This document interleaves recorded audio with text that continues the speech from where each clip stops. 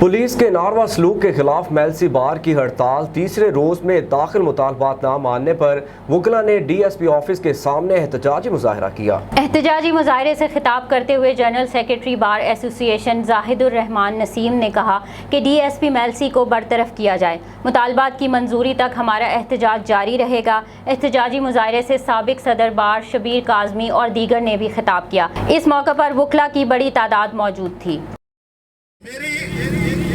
आज के दिन इस हड़ताल के मौका पर, इस जुलूस के मौका पर न सिर्फ मेलसी के जिम्मेदार पुलिस ऑफिसर, डिस्ट्रिक्ट बिहाड़ी के DPO, RPO, IG और वज़ीर आला पंजाब तक ये मुतालबा है कि जब तक मेलसी में करप्ट पुलिस ऑफिसर ट्रांसफर नहीं किए जाएंगे और जब तक आज तक की जितनी चोरी डकैती की वारदातें हुई हैं वो बरामद नहीं की जाएंगी, हम वकला हड़ताल पर रहेंगे।